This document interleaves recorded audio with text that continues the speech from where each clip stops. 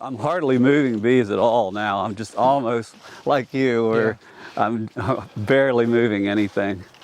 So I'll show you the boom, basically how it works. So yeah, these are the two motors that control the level, and then I just have a little mobile home level up there that tells me with a bubble that tells me when it's level, and then up we go. Moves pretty smoothly.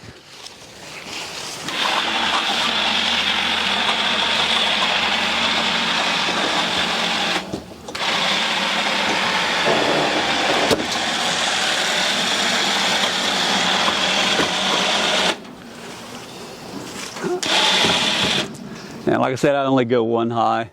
It's not quite built tall enough to go too high. It wouldn't take but just a couple more inches and you could go too high. Okay, interesting. And you can see the pallet underneath it that they sit on.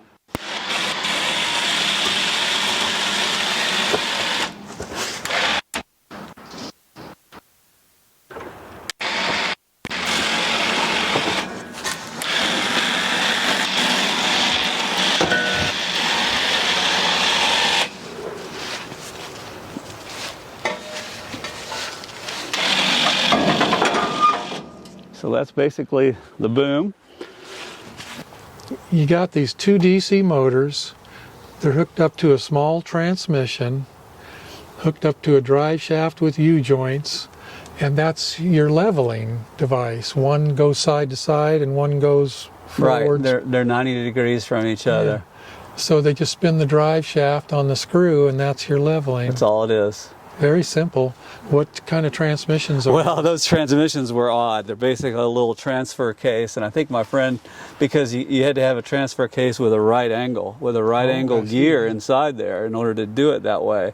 And he scratched his head and he goes, "Oh, those were on something like a 76 Nissan or Datsun or something." I can't even remember now what he told me, but they had one like that. And he went to a salvage yard and found two of them and paid them. Very simple. It was very simple, but so these are DC motors. Those are little DC motors. Where's the switches? They're just right here. The switch is up so and you down. level it right here. Okay. Yep. And then that's the only switch for the up and the down. Simple enough. Yeah. I mean, I just don't see anything here that's too complicated, really. Mostly it was that engineering the size and that big plate with the bearings that goes around. That was the hard part to figure out. Yeah. And make it all where it was safe and you wouldn't get, obviously if this thing cracked and fell on your head, it could kill you. So have you calculated to what degree you can level? Looks like at least 10 degrees. Yeah, I have not. It's probably close to that. Yeah, I would think so. Very helpful, but most bee yards, actually, I don't like a bee yard even with that much slope because it makes it difficult to load and unload supers and everything else. So we always try to get as level as we can. In most, you're probably the same way. We do the best we can. We've got some that are not great, but they're good sites, so we keep using them because the bees do well there. And especially because I use that hand truck on the back of the truck in order to move those full supers around. And if you have a big old slope any which way, it makes it really hard to operate a hand truck. So you mentioned that Jack had one from Australia that he bought like 15 years ago, and what made you go the homemade route? To just trying to save money? Well, I was trying to save a little money. There's various different lifts down through the years. Kelly's had one, and there's been a couple of other ones. So I knew there were several different versions of it, and I wanted to save some money. I also wanted to make something that was really just as simple as possible. Very few electronic parts that could go bad. I liked it to be almost all mechanical parts with very little electronics on it. I thought maybe that I would have less trouble with maintenance and repair, and that's been true. It really has. I used to actually have two little hand cranks that I did it with, and I actually upgraded and put two small DC motors on here.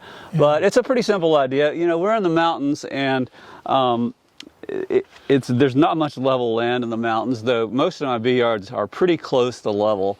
And so when you pull in to load beehives, you need a way to, if you're going to use a boom, this boom reaches 16 feet out, you need a way to level it. You need to get it very close to level, because otherwise when you go to pick up the beehives and swing them towards the truck, if this is not level, it's very difficult. Either the hives want to take you that way or pull back this way. So Yeah, the Kelly loaders were horrible. They just so the Kelly dragged loaders you were out. like that, right? Now So the real easy loader from Australia, does it have a little bit of self leveling? it's similar. It has a self-leveling, but it's very different than this too. I wasn't really trying to copy it. It folds down into a pocket in the front. This basically stays up like you see all the time. So I wasn't really trying to copy that. I was just trying to come up with something similar that would work for us. So how much I've money? never sold one, I've never promoted it. We just built one just for my own use. I had a friend, Michael Bloodworth, he's kind of one of those friends that you want to have that can build anything, make anything, fix anything. Wonderful guy, and I sat down with him, and then he had to actually, we sort of halfway built one version, and then we had to tear it apart because it just didn't work quite right, and we actually got the help of an engineer to be able to design it, because there's a lot of force when you stretch it out 16 feet, and then even if you have, say, 200 or 300 pounds on the end of a 16-foot arm, there's a whole lot of force to that. Well, you mentioned one of the reasons you went this route was also that early on, because it was from Australia, you were a bit worried about getting parts and Right, if it broke or something, and that's a Yes. legitimate concern with Yes, imported yeah. stuff. So if you had it to do all over again, would you still go this route? I or probably you spend the would. money? Yeah, I probably would. It was fine. It was a bit hard to figure it out and get it built, but then once we had it built, we were done. And it works very well as long as you keep it. It has a bunch of bearings and grease, and as long as you keep it all well greased. I've had to replace. It's very simple. It just has a worn power winch like you'd put on the front of a truck, and then it has two little DC motors down here to the two leveling devices. Other than that, there's no electronics, so it's very simple. Nothing is broken down. Occasionally, I'll have to replace a switch, but not much involved in it. So Okay. yeah, and then my hives.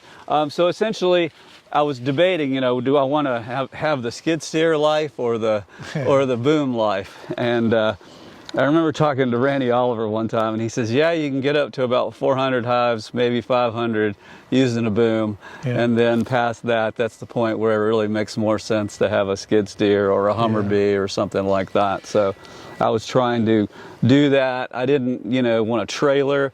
Also, if you have a Hummer-Bee or a skid steer, you obviously have to pull a trailer behind your truck.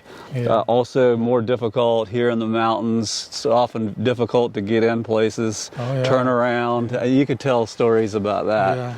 And so I was trying to do a system where they still sit as if it's 4 to a pallet, but they are actually on 2 pallets. There's a pallet of 2 and a pallet of 2. And so they're back to back like that. Otherwise, they're similar to what you'd have on a pallet, where I have this block, typical of pallets when 2 beehives are close together. Almost all commercial pallets, you have some kind of a block that makes the 2 entrances spread out further to keep the bees from drifting or fighting with each other. Yeah, I thought about going that way back when I was in Oregon. In those days, a very popular boom was the pane loader. It was all hydraulic, whereas the Kelly was on cables, and the pane was just smooth. Did it have self-leveling, or did it level? It did. I forget, it was 10 or 15% that you could level it. And like the Kelly loader, it was just one boom that swung out, but it worked with hydraulic rams pulling cable. It was much smoother than the winches pulling cable like the Kelly loader. And back in the 70s and the early 80s, that was when the Bobcats and stuff were just barely starting to catch on. And if you drove down I-5 through California, 9 out of 10 bee trucks were 2 tons with a pane loader, and a few had a Kelly loader. That's the way everybody did it. Even in Southern Oregon, there was a lot of guys that had those type of loaders. But because I went to work for Glenn there, he was big beekeeper. He purchased one of those early Bobcats that they were making them for beekeepers, and I just naturally went that route because that's how I learned. But this is legit, especially if you just got 5, 6 800 colonies through. Right, right. It worked fine for me. And if you just put it, if you don't believe how important the leveling is, just try to do it with it out of level. You almost aren't strong enough to be able to pull it and move it over here. That was the problem with the just Kelly. 5 degrees out of level. So okay, so this is interesting. So you have a cage on your small truck and your big truck. So you just do you just load your supers on and don't tie them, just keep them in the cage? Right, exactly. Yeah, I do. I have just these small little pallets that the supers are stacked on, and I move them with a hand truck. We can show you over there. Okay. And it's I move them on and off with a hand truck. I don't use a forklift. And then key to that, of course, for unloading too, is having a big hydraulic lift gate that goes up and down.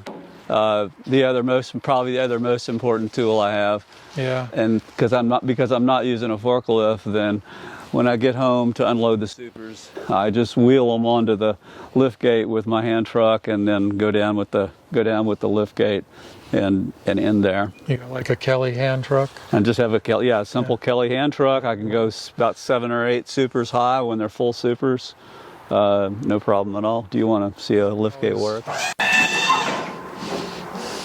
It's a little cold, so it's going slow today. Yeah.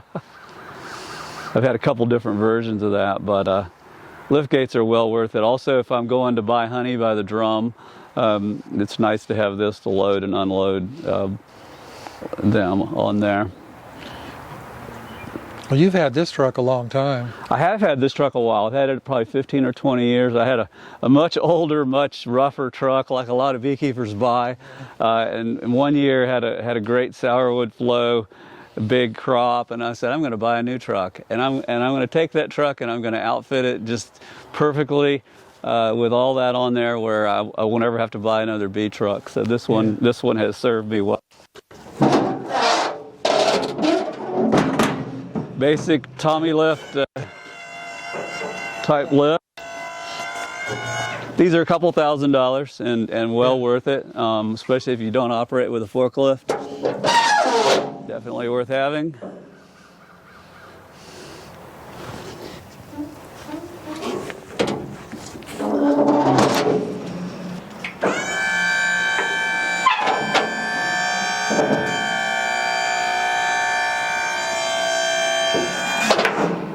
Yeah, cool. This is my other work truck. I built similar size as I did on the main truck. Most of the time I like working my smaller truck and not always taking my big truck. Built these same sides. They're 1-inch tubing with a stock panel for the sides, and especially if I'm going to super hives, if they're just empty supers, I can get over 90 supers in here with a tarp over the top. It works much better than a truck cap or just a bed without sides, so that's been really handy. I built it in 4 parts where it comes apart very quickly and easily. It's great as my feed truck. I can put a syrup tote on here with a pump and use it to go feed hives, where this is an easier, smaller truck to use. Are you the artist? I'm not the artist. Somebody had made those as yard ornaments, and she gave them to me. They weren't selling, so we cut them off and why not? Put them on the side. So yeah, that was kind of fun to do that. But yeah, that's been very, very nice to have the sides.